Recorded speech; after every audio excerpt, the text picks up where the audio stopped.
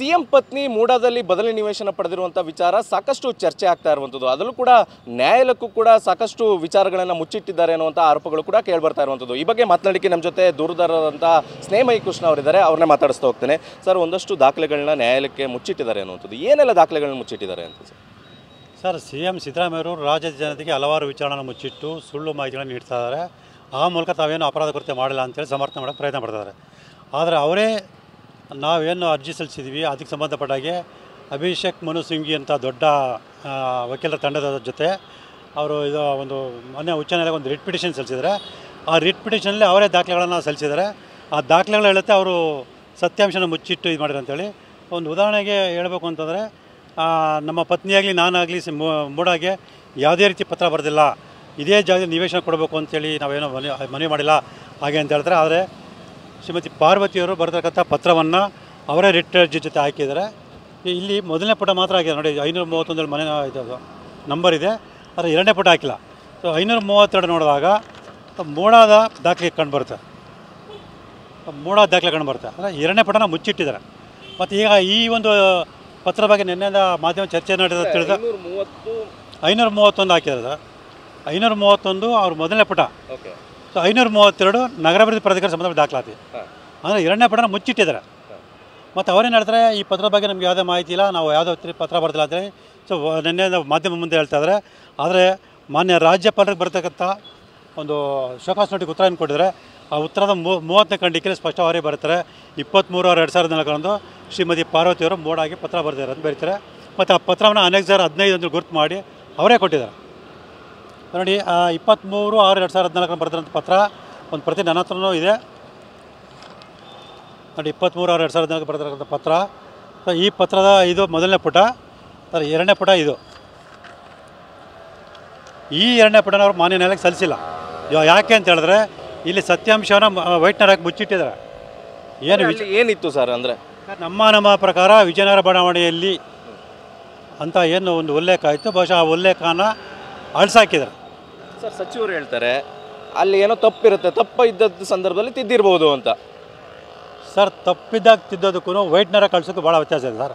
ತಪ್ಪೇನೋ ಬರೆದಿರೋ ಅದ್ರ ಮೇಲೆ 2 ಗೆರೆಗೆ ಎಳೆದೋ ಅಥವಾ ಏನೋ ಅಳಿಸಿ ಬರೀತಾರೆ. ವೈಟ್ನರ್ ಯಾಕೆ ಹಾಕ್ತಾರೆ ಹೇಳಿ? ಅಲ್ಲಿರೋ ವಿಚಾರನ ಮುಚ್ಚಿಟ್ಟು ಏನು ವಿಚಾರ ಬರೀಬೇಕಿತ್ತು ಅದು ಬರೀಬೇಕು ಅಂತ ವೈಟ್ನರ್ ಆಗ್ತಾರೆ. ವೈಟ್ನರ್ ಯಾಕೆ ಹಾಕ್ತಾರೆ ಅನ್ನೋ ವಿಚಾರನೇ ಸಚಿವರು ಗೊತ್ತಿಲ್ಲ ಅಂತಂದರೆ ನಿಮ್ಗೆ ಏನು ಹೇಳ್ಬೇಕು ಗೊತ್ತಾಗ್ತಿಲ್ಲ. ವೈಟ್ನರ್ ಹಾಕೋದು ಯಾಕೆ ಅಂತಂದರೆ ಆ ವಿಚಾರ ಸರಿಯಲ್ಲ, ಯಾವ ವಿಚಾರ ಬರೀಬೇಕು ಆ ವಿಚಾರ ಬರೀಬೇಕು ಅನ್ನೋ ಕಾರಣಕ್ಕೆ ಆ ವೈಟ್ನರ್ ಹಾಕಿ ಆ ವೈಟ್ನರ್ ಮೇಲೆ ಏನು ಬರೀಬೇಕು ಅದು ಬರೀತಾರೆ. ಆದರೆ ಇಲ್ಲಿ ಏನೂ ಬರೋದಿಲ್ಲ, ವೈಟ್ನರ್ ಮೇಲೆ ಏನೂ ಬರೋದಿಲ್ಲ. ಆ ಸಂಪೂರ್ಣವಾಗಿ ಅಳಿಸಾಕಿದ್ರೆ ಅದು ಸ್ಪಷ್ಟ ಗೊತ್ತಾಗುತ್ತೆ. ಹಾಗಾಗಿ ಗೊತ್ತಾಗುತ್ತೆ ಅದು ಏನು ಸತ್ಯಾಂಶ ಐತೆ ಆ ಸತ್ಯಾಂಶನ ಉದ್ದೇಶಪೂರ್ವಕ ಮುಚ್ಚಿಟ್ಟು ರಾಜ್ಯದ ಜನತೆಗೆ ಸುಳ್ಳು ಮಾಹಿತಿ ನೀಡೋದ್ರ ಜೊತೆಗೆ ಮಾನ್ಯ ನ್ಯಾಯಾಲಯಕ್ಕೂ ಕೂಡ ಸುಳ್ಳು ಮಾಹಿತಿಯನ್ನು ನೀಡಿ, ಅಂದರೆ ಅರ್ಧ ಸತ್ಯವನ್ನು ಮಾತ್ರ ನೀಡಿ ಸೊ ವಂಚನೆ ಮಾಡೋ ಪ್ರಯತ್ನವನ್ನು ಸ್ಪಷ್ಟವಾಗಿ ಮಾಡೋದು ಕಂಡುಬರ್ತದೆ ಸರ್. ಇನ್ನೊಂದು ವಿಚಾರ ಪತ್ರದಲ್ಲಿ ತೋರಿಸಿದ ಪ್ರಕಾರ 2001ರಲ್ಲೇ ಭೂಮಿ ಮಾರಾಟ ಆಗಿದೆ ಅಂತ. 2001ರಲ್ಲಿ ಭೂಮಿ ಮಾರಾಟ ಆದ ಸಂದರ್ಭದಲ್ಲಿ ಅಂದರೆ ಹಂಚಿಕೆ ಆಗಿದೆ ಅಂತ ಅವರೇ ಹೇಳಿದ್ದಾರೆ. ಹಂಚಿಕೆ ಆಗಿರೋ ಸಂದರ್ಭದಲ್ಲಿ 2004ರಲ್ಲಿ ಇವ್ರು ತಗೊಳ್ಳೋಕ್ಕೆ ಹೇಗೆ ಸಾಧ್ಯ ಆಗುತ್ತೆ ಅಂತ ಸರ್ ನಾವು ಅದನ್ನೇ ಪ್ರಶ್ನೆ ಮಾಡ್ತೀವಿ ಸರ್. ಇವರು ಏನು ಅವ್ರ ಬಾಮೈದ ಸಿದ್ದರಾಮಯ್ಯ ಅವ್ರ ಬಾಮೈದ ಮಲ್ಲಿಕಾರ್ಜುನ ಸ್ವಾಮಿಯವರು 2004ರಲ್ಲಿ ನಾನು ಖರೀದಿ ಮಾಡಿದ್ದೀನಿ ಅಂತೇಳಿ ಕೃಷಿ ಭೂಮಿ ಅಂತ ಕ್ರಯಪತ್ರ ಮಾಡ್ಕೊಂಡಿದ್ರೆ, ಆ ಕ್ರಯಪತ್ರ ನೋಂದಣಿ ಆಗಿದ್ದ ಮುಂಚೆನೇ 5 ನಿವೇಶನಗಳು ಮಾರಾಟ ಮಾಡಿ ಹಂಚಿಕೆ ಮಾಡಿ ಕ್ರಯಪತ್ರ ನೋಂದಣಿ ಮಾಡ್ಕೊಬಿಟ್ಟಾರೆ. ಅದನ್ನು ಸ್ವತಃ ಪಾರ್ವತಿಯವರು ಒಪ್ಕೊಳ್ತಾರೆ.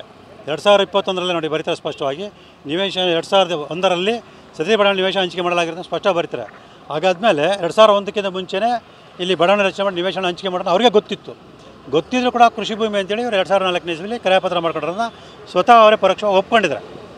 ಹಾಗಾಗಿ ಅವರು ಕೊಟ್ಟಿರೋಂಥ ದಾಖಲಾತಿಗಳನ್ನ ನಮಗೆ ನಾವೇನು ಆರೋಪ ಮಾಡಿದ್ರೆ ಪೂರಕವಾದ ಸಾಕ್ಷಾಧಾರವಾಗಿರೋದನ್ನ ಮಾನ್ಯ ನ್ಯಾಯಾಲಯ ಗಮನಕ್ಕೆ ತಂದು ಸೊ ಸೂಕ್ತ ಆದೇಶವನ್ನು ಪಡೆಯೋದಕ್ಕೆ ನಾವು ಪ್ರಯತ್ನ ಪಡ್ತೀವಿ ಸರ್. ಈಗ ನ್ಯಾಯಾಲಯಕ್ಕೆ ಈ ವಿಚಾರ ಗಮನಕ್ಕೆ ತಂದಿದ್ದೀರಾ ಈಗೇನು ಅಂತ ಅಂದರೆ? ಸರ್ ಇಲ್ಲ, 29ನೇ ತಾರೀಕು ಮಾನ್ಯ ನ್ಯಾಯಾಲಯ ಗಮನಕ್ಕೆ ತರ್ತೀವಿ ನಾವು. ಮತ್ತು ಇನ್ನೊಂದು ಅಲ್ಲಿ ಅವತ್ತೊಂದು ದಿವಸ ನಾವು ಏನು ಗಮನಕ್ಕೆ ತರ್ತೀವಿ ಅಂತ ಹೇಳಿದ್ರೆ, ಮಾನ್ಯ ಸರ್ವೋಚ್ಚ ನ್ಯಾಯಾಲಯ ಈ ಥರ ಸತ್ಯವನ್ನು ಮುಚ್ಚಿಟ್ಟು ಯಾರು ಅರ್ಜಿ ಸಲ್ಲಿಸ್ತಾರೆ ಅವ್ರ ಮೇಲೆ ನ್ಯಾಯಾಂಗ ನಿಂದನೆ ಪ್ರಕರಣ ದಾಖಲು ಮಾಡಬೇಕು ಅಂತ ಸ್ಪಷ್ಟವಾಗಿರುತ್ತೆ. ಸೊ ಇದನ್ನು ಕೂಡ ಮಾನ್ಯ ನ್ಯಾಯಾಲಯ ಗಮನಕ್ಕೆ ತಂದು ಮೊದಲನೇ ಪುಟ ಮಾತ್ರ ನ್ಯಾಯಾಲಯಕ್ಕೆ ಸಲ್ಲಿಸಿ ಎರಡನೇ ಪುಟವನ್ನು ಮುಚ್ಚಿಟ್ಟು ಸತ್ಯವನ್ನು ಮುಚ್ಚಿಟ್ಟಿದ್ದಾರೆ. ಅದರಿಂದ ಇವ್ರ ಮೇಲೆ ನ್ಯಾಯಾಂಗ ನಿಂದನೆ ಪ್ರಕರಣ ದಾಖಲು ಮಾಡಿದ್ರು ಕೂಡ ನಾನು ಮನವಿ ಮಾಡ್ಕೊಳ್ಳೋದಕ್ಕೆ ನಮ್ಮ ವಕೀಲರಿಗೆ ನಾನು ತಿಳಿಸೋ ಪ್ರಯತ್ನ ಮಾಡ್ತೀನಿ. ಮತ್ತೊಂದು ಪ್ರಕರಣ ದಾಖಲು ಮಾಡಬೇಕು, ನ್ಯಾಯಾಂಗ ನಿಂದನೆ ಪ್ರಕರಣ ದಾಖಲು ಮಾಡಬೇಕು. ಯಾಕಂದರೆ ನ್ಯಾಯಾಲಯಕ್ಕೆ ಸತ್ಯವನ್ನು ಮುಚ್ಚಿಟ್ಟಿದ್ದಾರೆ. ಸೊ ಅದು ಗಂಭೀರವಾದ ಪ್ರಕರಣ. ನ್ಯಾಯಾಲಯಕ್ಕೆ ಸತ್ಯಾಂಶ ಮುಚ್ಚಿಟ್ಟು ಸುಳ್ಳು ಅರ್ಜಿ ಸಲ್ಲಿಸೋದು ಕೂಡ ನ್ಯಾಯಾಂಗ ನಿಂದನೆ ಅಂತೇಳಿ ಮಾನ್ಯ ಸರ್ವೋಚ್ಚ ನ್ಯಾಯಾಲಯ ಹೇಳಿದೆ. ಅದಕ್ಕೆ ಸಂಬಂಧಪಟ್ಟಂಥ ತೀರ್ಪು ನನ್ನ ಬಳಿ ಇದೆ. ಸೊ ಇದನ್ನು ಮಾನ್ಯ ನ್ಯಾಯಾಲಯಕ್ಕೆ ಸಲ್ಲಿಸಿ ಅವ್ರ ವಿರುದ್ಧ ನ್ಯಾಯಾಂಗ ನಿಂದನೆ ದಾಖಲು ಮಾಡೋದಕ್ಕೆ ನಾನು ಮನವಿ ಮಾಡ್ಕೊಳ್ಳೋಕ್ಕೆ ನಮ್ಮ ವಕೀಲರಿಗೆ ತಿಳಿಸಿ. ಇವಿಷ್ಟು ದೂರರಾದಂಥ ಸ್ನೇಹಮಯಿ ಕೃಷ್ಣ ಅವರ ಮಾತುಗಳಾಗಿರುವಂಥದ್ದು. ಕ್ಯಾಮ್ರಾ ಪರ್ಸನ್ ರಘು ಜೊತೆ ದಿಲೀಪ್ ಚೌಡಳ್ಳಿ, TV9 ಮೈಸೂರು.